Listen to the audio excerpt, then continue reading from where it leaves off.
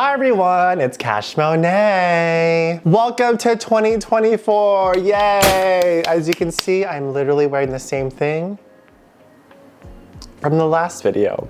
Last week, I did my predictions of 2024 K-pop groups, but now I wanted to look at what we are leaving behind in 2023. And I wanted to go through a tweet that really sparked my interest. As you may know me, I am chronically online. I love TikTok, I love Twitter, I love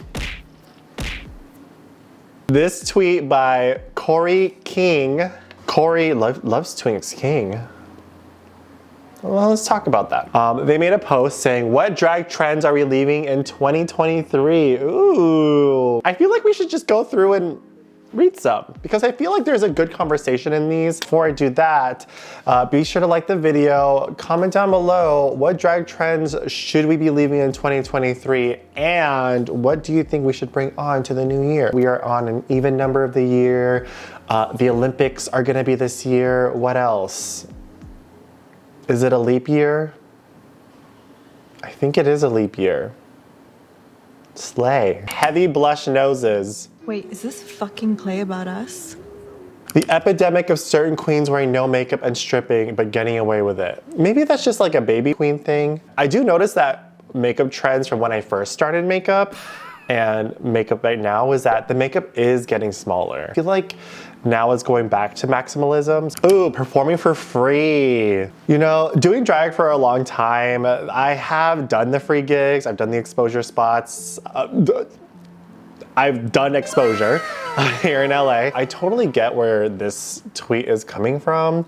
You don't know what baby queens are gonna bring, whether it's gonna be like falling from the ceiling or pouring trash on themselves. You kind of have to like work for getting that paid gig. In my heart, I feel like everyone should get paid. No matter how much of a baby they are, no matter who is booking them, especially if it's like a popular night. If you're doing that tip spot on a Tuesday night on an 8 p.m. show, girl, live your life. I did those free gigs back when it was like a Tuesday night at Aunt Charlie's. Girl, those were the funnest nights I've ever had. Also free drinks, be sure you're getting free drinks. This first one says, excluding drag kings. I 100% agree. Every drag show should have at least 2 drag kings and not just the one they keep on booking, you know? There are hundreds of drag kings no matter wherever you go. Well, in my experience there are. This next one says the 5 same queens being the only getting booked in clubs. Okay, so I had this group called Pastel Gore. We were like the 5 that were kind of getting booked. We kind of got away with it because our show was catered for a very specific type of audience, which was like the My Little Pony crowd. If it's more of like a Friday night kind of vibe at a really popular bar and it's the 5 queens getting booked at the same time, change it up. Okay, Dakota Howard has a lot to say about this subject, which I live. Taking your wigs, shoes, outfit off during a number. I would never. Taking your shoes off? I have never seen that. There are multiple tweets saying these hardened style epoxy or whatever it is to use to make these wooden wigs. Wooden? Do you like these wigs? It needs to be for the right application. You want to use these wigs for when you're not doing much. So if you're wearing these wigs and also doing like a dance number, maybe it's not the right time.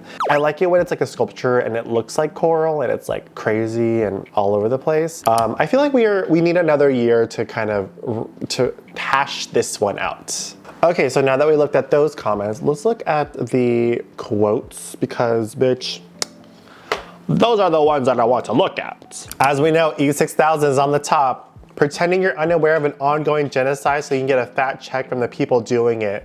Who is doing that? Who is doing that?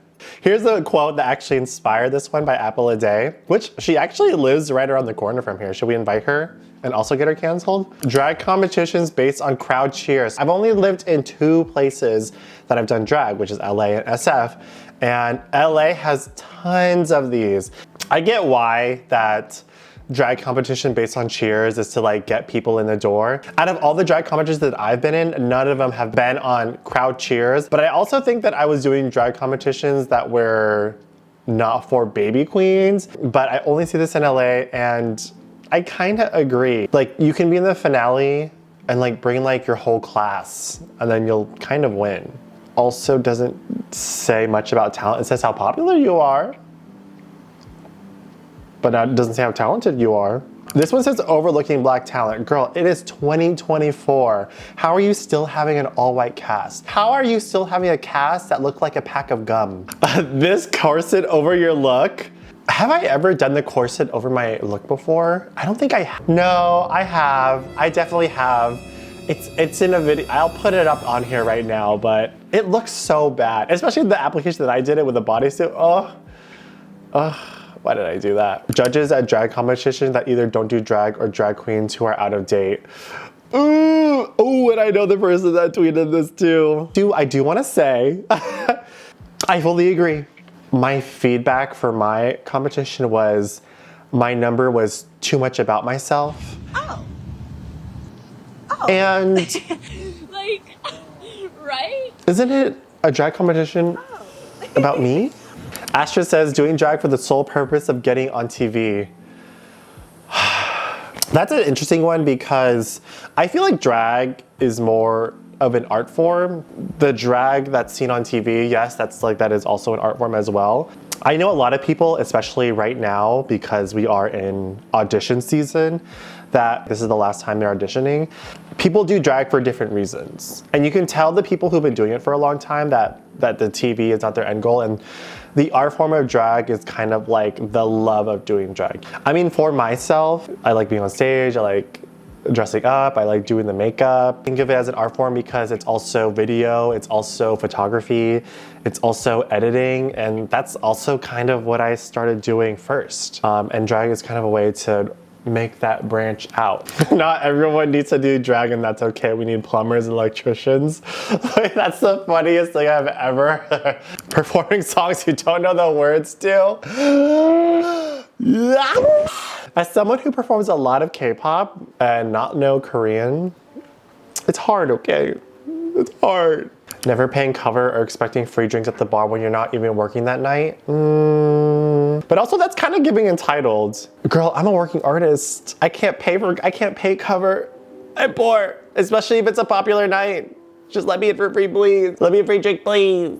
Okay, this is like the 5th doing drag, girl. Get a new joke.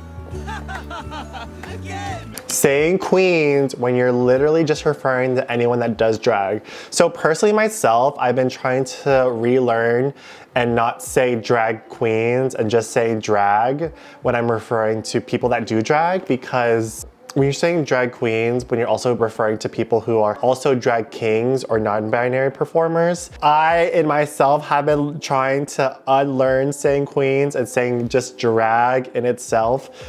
So yes, I fully agree with this one. I fully agree, androgen. Windmill, donkey kick. I love that though. Okay, I can't find any more and I'm bored and hungry. So we're leaving it there. So what do you think we should be leaving in 2023? What in drag should we be kicking out? Personally, I'm leaving in 2023, and I think what you should be leaving in 2023 is bad lighting. Find some good lighting, take your selfies, don't take it in the dressing room, don't post that, find somewhere else, you know? You can select the subject on an iPhone now and put it on something else. Just take out the background if it's ugly, please. Again, be sure to like this video, subscribe if you want more.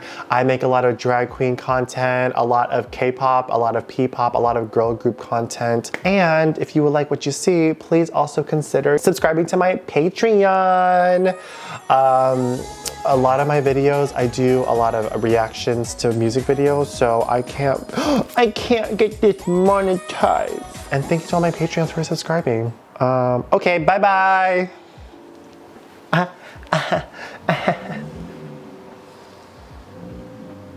I'm dying. Okay. Yay! Get this shit off me.